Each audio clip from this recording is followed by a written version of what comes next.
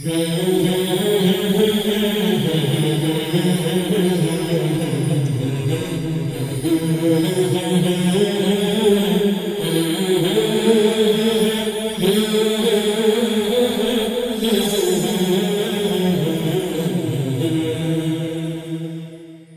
एक बार फिर और वेलकम बैक हमारे इस बयान और ईमान अफरोज़ नात और तिलावत के बाद अब आगाज़ है हमारे सेगमेंट नौजवान सितारे का।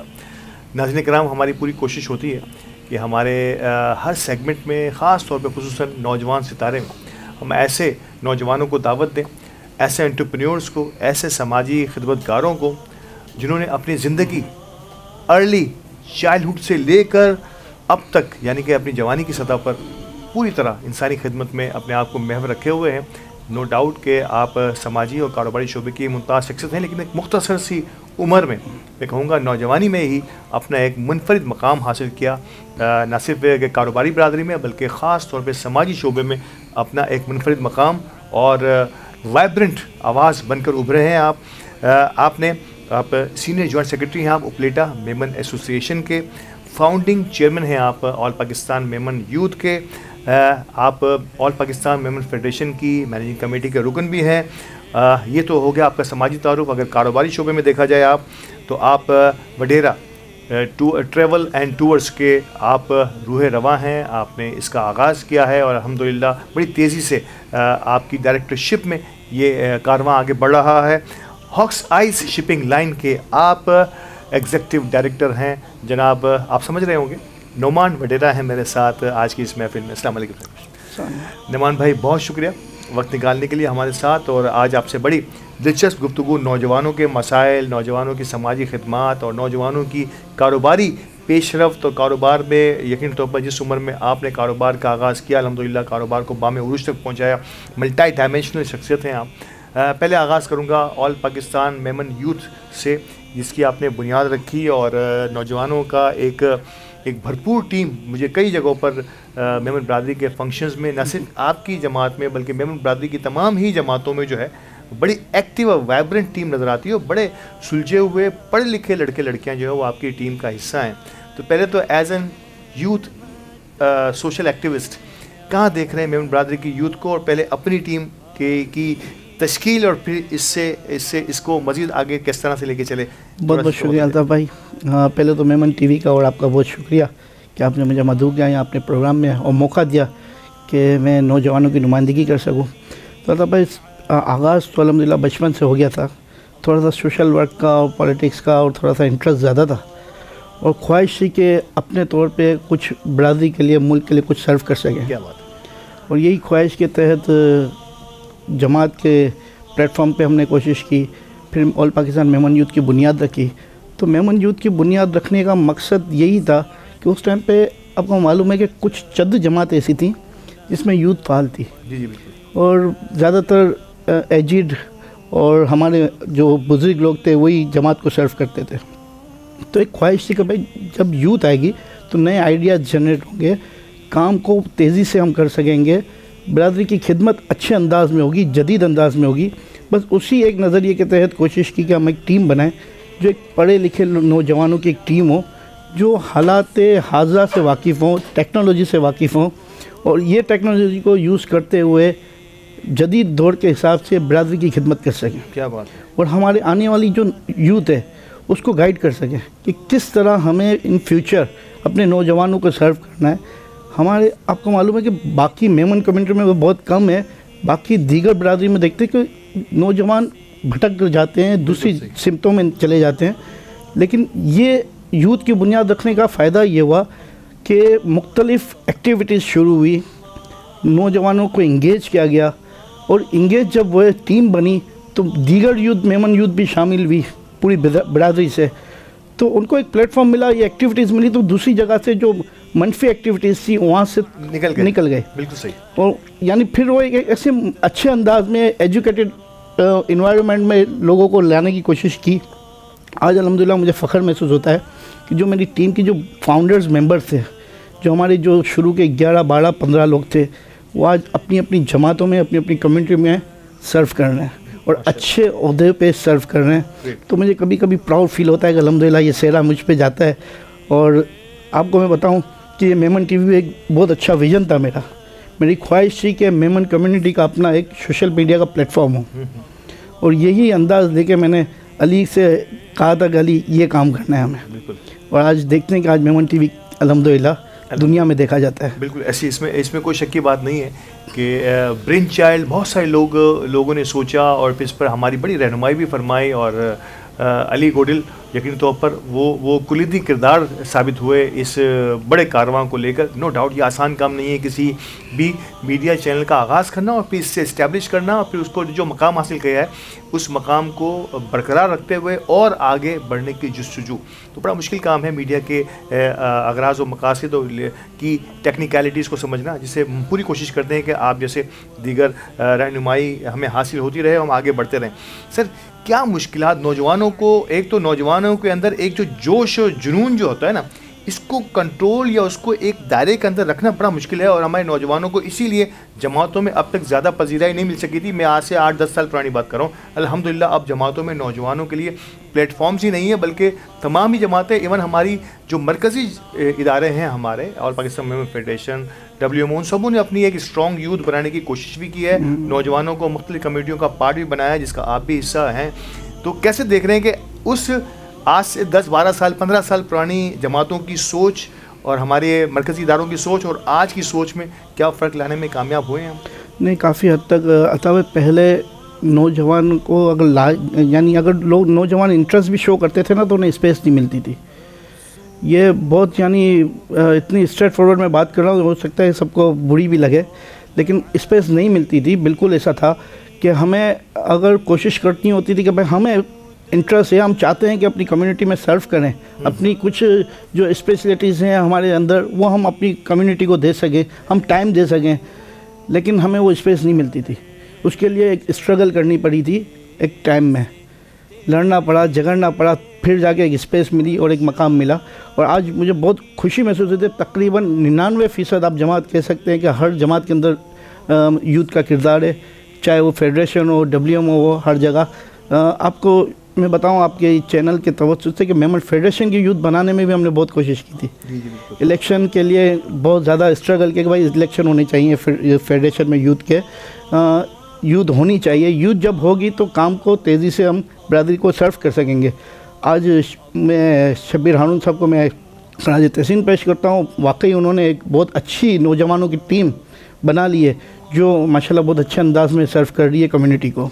ये बड़ा इंपॉर्टेंट है। और मुझे अच्छी तरह से याद है जिस अंदाज में जब आगाज़ हुआ था ऑल पाकिस्तान मेमन यूथ की, अगर मैं बात करूं तो इसमें कोई शक की बात नहीं है कि उस वक्त कई नुक्ताचीनियाँ की गई।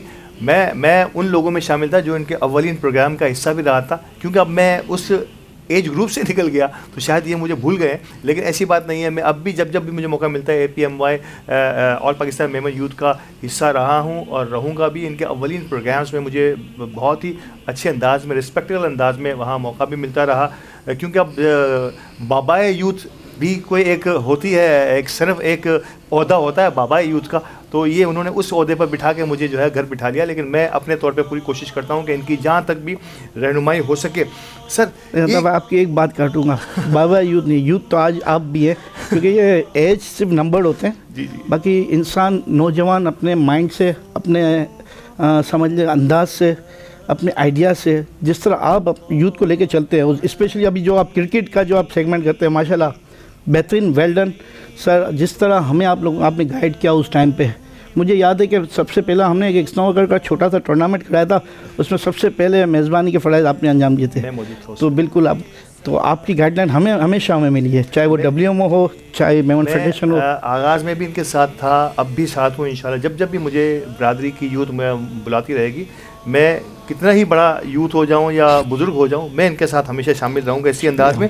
एक और बात जो APMY या आपकी टीम में मैंने देखी सर, सिर्फ मेमन कम्युनिटी नहीं, आउट ऑफ कम्युनिटी की भी हमारे जिनको शौक़ है, उनको अपनी अपनी कम्युनिटीज़ के अंदर शायद मौका नहीं मिल रहा, वो भी पूरी कोशिश करते हैं किसी न किसी अंदाज में आपका टूल बन जाए। तो ये एक कराची की नुमाइंदगी मेमन बरादरी करने जा रही हो, ये बड़ा अच्छा लगता है। सम टाइम के कुछ हमारे ऐसे लोग, हम जब जमातों की कि यूथ में देखते हैं कि किसी और जमात का बच्चा किसी और जमात में काम कर रहा है तो हम बड़ा अप्रिशिएट करते हैं। यहाँ तो आपने कराची के कुछ ऐसे लोगों को भी शामिल किया है जो किसी न किसी अंदाज में बरादरी की रहनुमाई के लिए अपने आप को पेश करते हैं। बिल्कुल बिल्कुल, बहुत सारे ऐसे प्लेटफॉर्म पे मैं अल्हम्दुलिल्लाह अहदेदार हूँ जहाँ पे सिर्फ मेमन यूथ नहीं है, मेमन यूथ के साथ साथ दीगर बरादरी के यूथ भी मेरे साथ शामिल हैं। बहुत सारे ऐसे कम्युनिटीज़ के NGOs कह लें या सोशल प्लेटफॉर्म कह लें, जहाँ पे हमारी कोशिश होती है कि हम यूथ को इंगेज रखें और अच्छे प्लेटफॉर्म दें, एजुकेटेड प्लेटफॉर्म हो, ताकि हम अपनी नौजवान नस्ल और अपने फ्यूचर,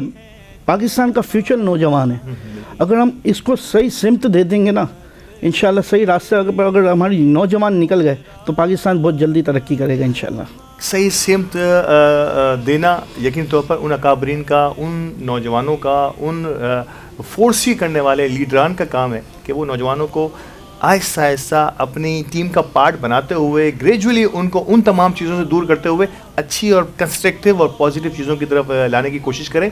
मुझे वक्फे के लिए कहा जा रहा है, बड़ी जो है पते की गुफ्तगू जो है वो जारी है नौमान के साथ, तो वक्फे के बाद दोबारा हाजिर होंगे और नौजवान सितारे में एक बार फिर गुफ्तगू का आगाज़ करेंगे। नौमान वडेरा है हमारे साथ आप भी रहिएगा।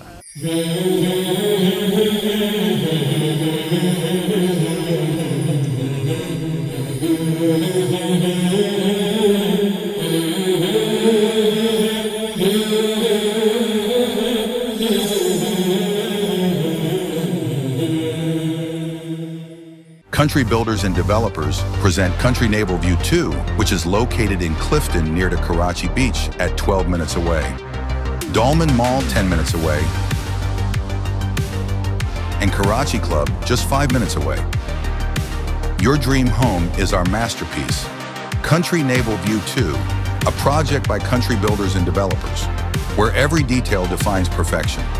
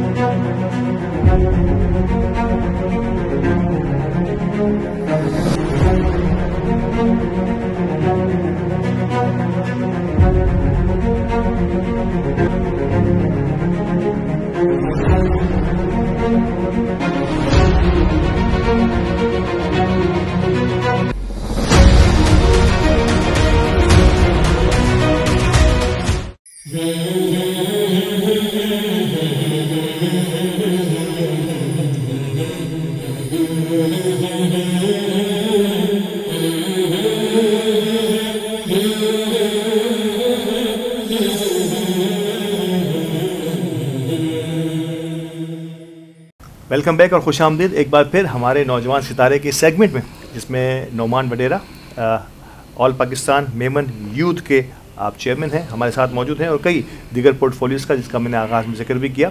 लेकिन एक पोर्टफोलियो इनका जिसका मैंने कहा कि आप डायरेक्टर हैं वडेरा ट्रैवल एंड टूर्स के और एग्जीक्यूटिव डायरेक्टर हैं हॉक्स आइस शिपिंग लाइन के। तो कितना इतना मुश्किल 24 घंटे ही होते हैं हम सबके पास, इसी में आराम, इसी में बिजनेस, इसी में तमाजी काम, नौमान हर जगह अपने आप को प्रेजेंट करने की पूरी कोशिश करते हैं। थोड़ा सा सियासत का शगफ भी रखते हैं, तो वहाँ भी उनको कुछ ना कुछ वक्त देना होता है। नौमान, बिसाइड सोशल एक्टिविटीज़, आपने यंग एंटरप्रेन्योर की हैसियत से वडेरा ट्रैवल एंड टूर्स की बुनियाद रखी। पहले मैं इसी से आगाज़ करता हूँ कि एक फूड रिलेटेड आपका फैमिली बिजनेस हमेशा से रहा है, वहाँ से निकलकर एक बिल्कुल इंतहाई 360 डिग्री जो है ट्रैवल एंड टूर्स की जो है वो ये शोबा कहलाता है। कैसे सोचा, किस अंदाज से, फिर कैसे ग्रूम के अल्हम्दुलिल्लाह एक मुनफरिद मकाम है आपका इस पर्टिकुलर शोबे के अंदर? अतः बेसिकली बिल्कुल सही है कि फैमिली बिजनेस तो फूड से रिलेटेड था, बल्कि अल्हम्दुलिल्लाह अभी भी है। फैमिली देख रही है, अब्बू वगैरह देखते हैं इसको अल्हम्दुलिल्लाह, कुछ टाइम मौका मिलता है तो देख लेते हैं। फिर एक शौक़ था, ट्रैवलिंग का शौक़ था, ट्रैवलिंग से रिलेटेड शौक़ था, तो बस एक सोच आई कि यार क्यों ना ये काम होना चाहिए। बस उसी को लेके एक दोस्त बैठे हुए थे हमारे, जो आज मेरे पार्टनर भी हैं बहुत सारी चीज़ों में, उनसे डिस्कस हुआ, तो उन्होंने क्यों नहीं, बिस्मिल्लाह करें। उन्होंने अच्छा सपोर्ट किया अल्हम्दुलिल्लाह। तो उनके सपोर्ट की बेस पे एक प्लेटफॉर्म बना ट्रैवल एंड टूर्स का, जिसमें हमने अपना शौक़ भी पूरे किए, घूमने फिरने के, पूरी दुनिया घूमे अल्हम्दुलिल्लाह, और बिज़नेस का बिज़नेस भी हुआ। अल्लाह पाक ने अल्हम्दुलिल्लाह बहुत इज़्ज़त दी। कितना अर्सा नौमान इस आगाज़ को, और अब तक कितना अर्सा हुआ इस टूर कंपनी की मैं बात कर रहा हूँ? हाँ, बहुत ज़्यादा अर्सा नहीं हुआ। 2018 में इसके बुनियाद रखी थी, लेकिन 2020-21 में कोविड आ गया तो बहुत ज़्यादा प्रॉब्लम्स हुए, क्योंकि जो हमारी इंडस्ट्री थी, ट्रैवल इंडस्ट्री, सबसे ज़्यादा जो मुतासिर भी जो ट्रैवल इंडस्ट्री कोविड में हुआ, सबसे लॉन्ग टर्म उसको सर्वाइव करना पड़ा। लेकिन उसके बाद अल्हम्दुलिल्लाह दोबारा ट्रैवल का काम स्टार्ट हुआ, और अल्हम्दुलिल्लाह दुनिया फिर खुल गई और लोगों ने फिर सफ़र करना शुरू कर दिया। देखिए कितने मुश्किल वक्त में आगाज़ होते ही 19 में आगाज़ हो गया था कोविड के आने का, और 20 तक ये अपने उरूज पर पहुंच चुका था। और फिर सबसे ज़्यादा मुतासर होने वाली जो इंडस्ट्री थी ये ट्रैवल इंडस्ट्री थी, क्योंकि जहाज़ ही नहीं उड़ रहे थे। जहाज़ उड़ेगा, एक मुल्क से दूसरे मुल्क में पहुंचेगा, यही एक मुश्किल थी कि किस तरह से इसको कंट्रोल किया जा सके। तो सबसे बेहतरीन काम ये था कि एक मुल्क से दूसरे मुल्क के फ़्लाइट्स को रोक लिया जाए, यही हुआ। और मैंने और आपने देखा किस तरह से दुनिया ने सर्वाइव किया। इस सर्वाइवल के मोड से निकलना कितना मुश्किल होता है, और कितना अपने पेवस्ता रहे शजर से उम्मीदें बाहर रख जिसे कहते हैं। नौमान, कितना मुश्किल था वो काम? देखिए वो दिन तो वाकई बहुत टफ थे, क्योंकि कभी कभी सोच आती थी क्या कर लिया, इतना बड़ा काम स्टार्ट तो कर लिया, अब इसको सर्वाइव कैसे करें। लेकिन वो दिन भी थे अल्हम्दुलिल्लाह। मेरा स्टाफ, मैं उसको अप्रिशिएट करूँगा कि उन्होंने बहुत साथ दिया था कि उन दिनों में, क्योंकि बहुत मुश्किल दिन थे वो, क्योंकि जिस तरह एक्सपेंसेस थे, और ऑलमोस्ट 2 साल 2.5 साल कुछ भी नहीं है, तो उसको सर्वाइव करना थोड़ा मुश्किल था। लेकिन अल्हम्दुलिल्लाह अल्लाह पाक ने उस दिन निकाल दिए। वो कहते हैं ना कि बुरे दिन नहीं रहते कभी भी, हमेशा। तो अल्हम्दुलिल्लाह वो बुरे दिन निकल गए, और अल्हम्दुलिल्लाह दोबारा एक बार अल्लाह पाक ने इज़्ज़त दी और काम अल्हम्दुलिल्लाह स्टार्ट हुआ। अंधेरी रात के बाद सवेरा है, इसलिए कहा कि पेवस्ता रहे शजर से उम्मीदें बाहर रख। एक नया आपका वेंचर, नया startup, Hawks Ice Shipping Line. मैं चाहूँगा कि आज नाज़रीन को ये भी बताया जाए कि इसका आगाज़ कैसे हुआ। क्या ये भी वही तरह बैठे थे, अंदाज़ा हुआ 2 पानी के जहाज़ देख लिए तो चलें इस तरफ चले जाते हैं, या बाकायदा प्री प्लान एक स्टडी करके, क्योंकि नौजवान ये भी सीखना चाहते हैं कि एक आगाज़, एक यंग एंटरप्रेन्योर एक सिस्टम से निकल कर दूसरे इंटायरली डिफरेंट सिस्टम में अगर जाना चाहे तो किन किन चीज़ों का उससे ख्याल रखना पड़ेगा? अदरवाइज कोविड जब आया ना, तो ट्रैवल इंडस्ट्री पूरी कम्प्लीटली बैठ चुकी थी। बिल्कुल जी। यानी ऐसा लग रहा था कि अब शायद 10-12 साल तक इसका यानी नंबर नहीं आएगा। ऐसा नजर आ रहा था उन लोगों के लिए जो जिन्होंने आगाज़ किया हो, नया स्टार्टअप किया हो। उस टाइम पे कुछ समझ नहीं आ रहा था। तो उस टाइम पे सिर्फ एक शिपिंग कंपनी ऐसी चल रही थी जो कोविड में प्रॉफिटेबल थी, जिसने सबसे ज़्यादा शिपिंग, यानी कोविड में अगर किसी ने अर्न किया है, और कहते हैं कि सारी इंडस्ट्री बैठ गई थी, एक शिपिंग इंडस्ट्री ऐसी थी मल्टीपल हो गई थी। बिल्कुल। तो वो टाइम ऐसा था जिस पे हमने स्टडी स्टार्ट की और कोशिश की कि ठीक है, यहाँ नहीं तो यहाँ सही, ये एक स्टार्ट लिया था। तो वहाँ भी बहुत सारी डिफ़िकल्टीज़ हमने फेस की, कोई इजी नहीं था हमारे लिए, क्योंकि बिल्कुल न्यू एक काम था जिसकी लर्निंग कुछ नहीं थी, कभी हमने सोचा ही नहीं था कि होता क्या है, बस कूद पड़े।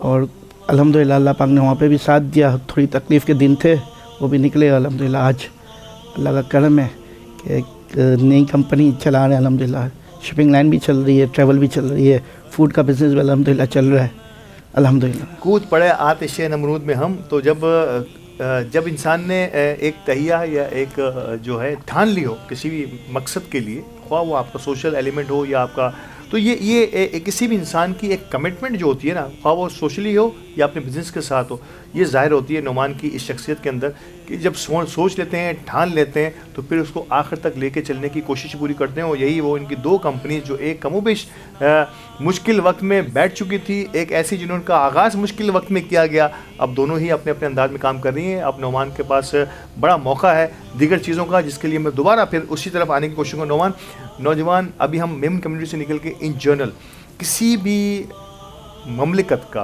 किसी भी कौम का असासा होते हैं, बिल्कुल। और पाकिस्तान इस हवाले से बड़ा ज़रखेज़ है। पिछले 8-10 सालों से हम सुनते चले आ रहे हैं कि आइंदा आने वाले सालों में नौजवानों की तादाद इतनी बढ़ जाएगी कि हम जो है ना, ये नौजवान ही पावर्स, आज अगर हम इनको सही डायरेक्शन में नहीं दिया, इनके जोश और जुनून को अगर हमने कंट्रोल नहीं किया, तो हो सकता है ये इसी मुल्क के लिए मुश्किलात भी पैदा कर सकते हैं। कैसे देखते हैं कि पाकिस्तान की, मैं इस पर सरकारी सतह पर अगर आपसे पूछूं कि क्या हमने पाकिस्तान के नौजवानों को वो सब कुछ दे दिया जिसकी इब्तदाई तौर पर मैं कोई बहुत ज़्यादा बेसिक ज़रूरियात को क्या हम पूरा करने में कामयाब हुए नौजवानों की? अतः बहुत अफसोस के साथ कहना पड़ता है कि हमारे नौजवानों को सही सिम पे गामजन नहीं किया गया, इनको गलत डायरेक्शन दी गई और गलत रास्ते पे इस तरह लगा दिया गया कि हमारे जो नौजवानों का काम था ना, वो नौजवान नहीं कर रहे। मैं देखता हूँ कि इतना ज़्यादा नौजवानों में गम और गुस्सा और इस तरीके की कैफियत है, पैशन नहीं रहा आजकल के नौजवानों में। मैं आपके चैनल के तवज्जुह से मैं एक मैसेज दूंगा नौजवानों को कि अपने अंदर पैशन पैदा करें, सब्र रखें, सुकून से सुनने की ताकत रखें सामने वाले को।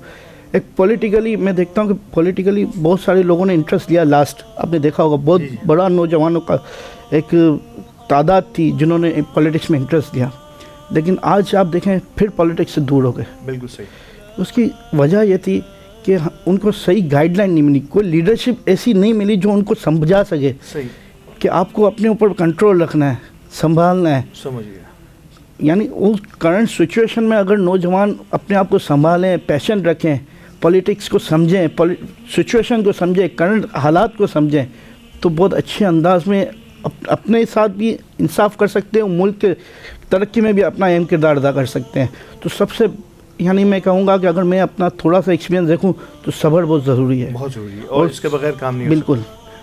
तालीम बड़ा इम्पॉर्टेंट है, और आला तालीम तो यकीन तौर पे मैं और आप समझते हैं कि गेटवे है किसी भी, आप समझते हैं कि नौजवानों के लिए जो हमारी बेसिक ज़रूरियात होती हैं, तालीम, सेहत और यकीन तौर पर जो ज़रूरियात ज़िंदगी की हमें या ख़ास तौर पर एक नौजवान को दरकार होती हैं, आप समझते हैं कि तालीम दिन ब दिन, ख़ास तौर पर अगर मैं प्राइवेट तालीम की बात करूँ तो बड़ी महंगी होती चली जा रही है। जहाँ दुनिया में जो है ये फ्री दी जाती थी, ख़ास तौर पे हायर एजुकेशन, जब अपने पैरों पे खड़े हो जाएं तो आप लौटाना शुरू करें स्टेट को। हमारे यहाँ तो वो तो दूर की बात है, अगर मेमन कम्युनिटी को देखा जाए तो वो तो बड़ी फोकस किए हुए है, लेकिन इन जनरल अगर पाकिस्तान की सतह पर देखें तो सरकारी आला तालीम के इदारों की हालत को बहुत ज़्यादा अच्छी नहीं है।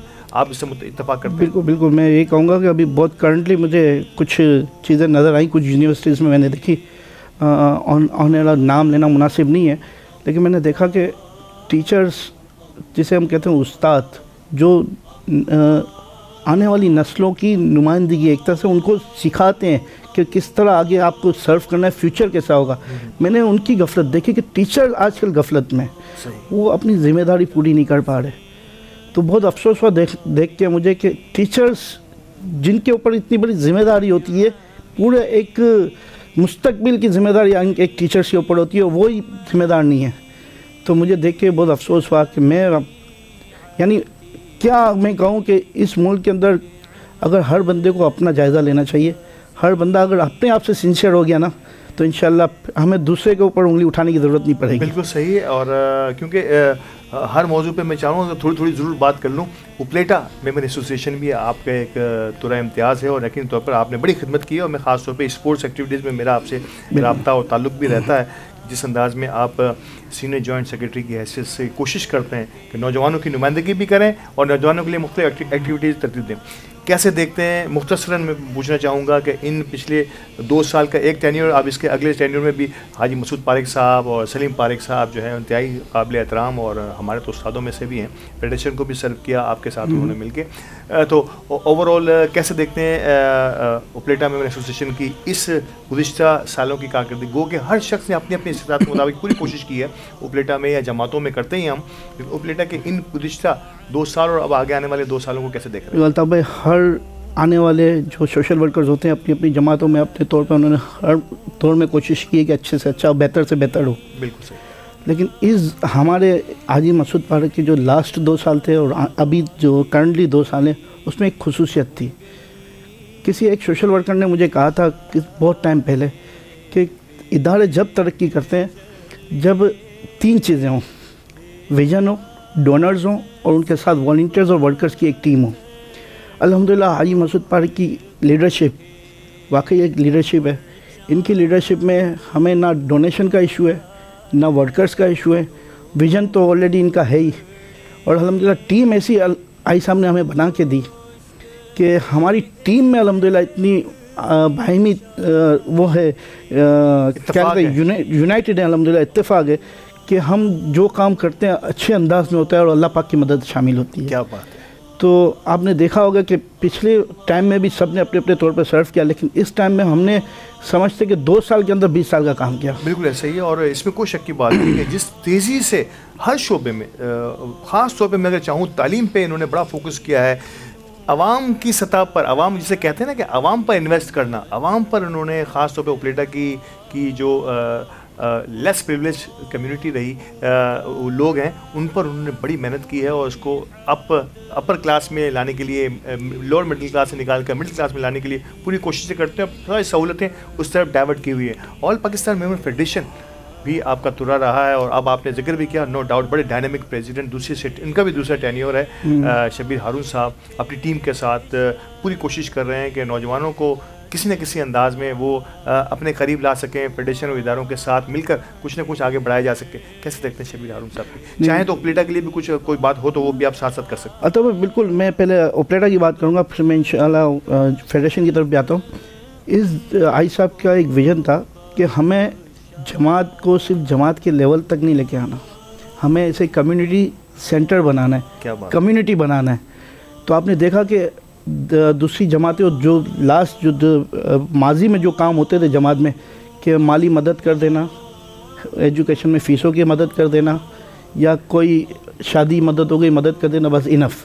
खैराती इदारा नहीं, इससे खैराती, बिल्कुल। हमने कोशिश की कि हम अपनी जमात को एक कम्युनिटी सेंटर बनाएं जहाँ पे हर मेंबर आने में हिचकिचाए मत, ख्वाह वो अमीर हो गरीब हो, हर बंदा हमारे साथ जुड़ा रहे। हर बंदा जब जुड़ेगा, क्या बात, हमारा एक स्लोगन है, अपनों का ख्याल हम सबकी जिम्मेदारी।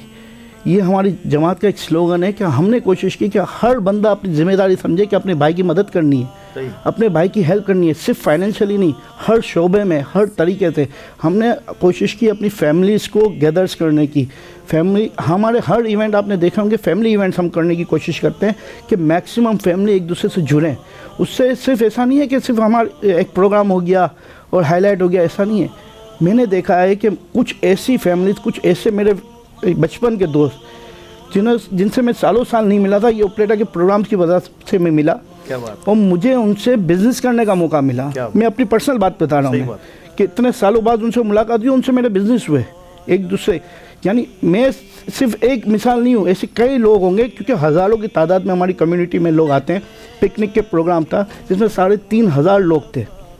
छोटी बात नहीं होती कि 3,500 लोगों को एक छत के नीचे जमा करना, बिल्कुल सही, आपस में मिलाना। हमारे हमेशा हाई साहब की कोशिश है कि हम फैमिली को गैदर करें ताकि उससे हम आपस के लोग आपस में मिलें, एक रिलेशन बने इनका, आपस में एक दूसरे से फ़ायदा उठाएं। सही, सिर्फ जमात उनको फ़ायदा नहीं दे, ये एक दूसरे से फ़ायदा लें और एक दूसरे की मदद करें। जिस तरह हमारा स्लोगन है, हमें अपने लोगों की ख्याल रखना है। क्या बात है, तो इसी तरह मेमन फेडरेशन बिल्कुल इस जो मौजूदा क़यादत है शबीर भाई की जो प्रेसिडेंटशिप में, वाकई मैंने देखा है, मैनेजिंग कमेटी का मेंबर हूँ मैं मीटिंग्स अटेंड करता हूँ। शबीर भाई हमेशा एक शिकायत करते हैं जो प्रेसिडेंट और सेक्रेटरी से, कि आपको मीटिंग लाजमी अटेंड करनी है। तो ये प्रेसिडेंट का बहुत यानी कहता हूँ एक विज़न है, एक उनकी कोशिश है। वो चाहते हैं कि जो फेडरेशन का जो मैसेज है वो हर जमात में जाए, उनकी जो एक्टिविटीज़ हैं वो हर जमात में जाए, और वो जमात के जो नुमाइंदे हैं वहाँ पे फेडरेशन में वो जाके अपने अपनी कम्युनिटी को उस अंदाज में सर्व कर सके जो फेडरेशन जो प्रोग्राम लेके आती है। बिल्कुल सही। तो ये एक उनका विजन है। वो हमेशा वो डांट भी देते हैं कि आप लास्ट टाइम क्यों नहीं आए थे, पूछ भी लेते हो।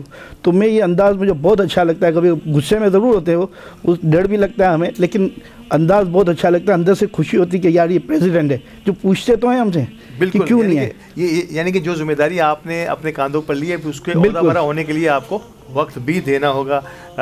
वक्त बहुत कम रहता है। मुझे लगता है कि सम टाइम कुछ लोगों से मिलते हुए हमें वक्त जो है ना वो कैद से आज़ाद होना चाहिए, ताकि हम बड़ी तफसील से गुफ्तगू करते हैं। लेकिन इंशाल्लाह नौमान से गाय बगाए गुफ्तगू वैसे ही हमारी होती रहती है। आइंदा भी मौका लगा ताकि नशिश में ज़रूर हाजिर होंगे। Nauman, last but not least, इस नशिश का आखिरी सवाल कि जो आपने मुख्तलिफ जमातों में भी देखा, हर नौजवान अपनी अपनी स्ट्रगल करता है। अली गोडल की भी अपनी एक स्ट्रगल है, दी मेमन टीवी HD की एक अपनी जर्नी है। आप एक अरसे से वाबस्ता हैं हमारी इन तमाम कोशिशों के साथ। कैसे देखते हैं अली की और दी मेमन टीवी HD की इन काविशों को जो वो मेमन बरादरी के लिए करते चले आ रहे हैं? और यकीनी तौर पर आपका बहुत बड़ी रहनुमाई हमेशा से पहले भी हासिल थी और आज भी हासिल है। अतः भाई, दी मेमन टीवी हमेशा मैं कहता हूँ कि मेरा अपना चैनल है। इसकी एक वजह है, एक रीज़न है, क्योंकि मेरी एक ख्वाहिश थी कि मेमन कम्युनिटी का एक चैनल ऐसा हो जो मेमन कम्युनिटी की जो पॉजिटिव एक्टिविटीज़ हैं वो दुनिया भर में उसकी रिप्रेजेंट करे। तो आज दी मेमन टीवी ने मेरे जो विज़न को लेके चले हैं, ये मुझे यकीन करें, मैं जब इनसे मिलता हूँ, जिनकी टीम के साथ आता हूँ, यहाँ बैठता हूँ, तो मुझे ऐसा लगता है कि मैं वाकई अपनी जगह पे बैठा हूँ। क्या बात है कि ये मेरा विज़न है, लेके चले थे अल्हम्दुलिल्लाह। और अल्हम्दुलिल्लाह इनका पूरा जो स्टाफ, जो इनकी जो टीम है, जिस तरह रिस्पेक्ट करते हैं, मुझे वाकई लगता है कि मैं अपने घर में बैठा हूँ। हाँ, ये घर है उन तमाम लोगों का जिन्होंने हमें सपोर्ट किया है, जिन्होंने हमें रहनुमाई बख्शी है। तो इंशाल्लाह हम भी इनका साथ नहीं छोड़ेंगे और ये भी हमेशा बिल्कुल उसी तरह से आते हैं जिस तरह से ये इनका अपने घर में आ रहे हो। ये बड़े खूबसूरत अल्फाज के साथ यकीनी तौर पर हमारे नौजवान सितारे का सेगमेंट यहीं अपने इख्तिताम को पहुंचता है। और खुशबू कुछ आ रही है कि किचन हमारा जो है दस्तरखान सजाने के लिए बिल्कुल तैयार है और महरीन अपनी शेफ़ के साथ अपने काम का आगाज़ करने वाली हैं। तो चलिए जी, चलते हैं किचन की तरफ और मिलते हैं अगले सेगमेंट में आपके साथ।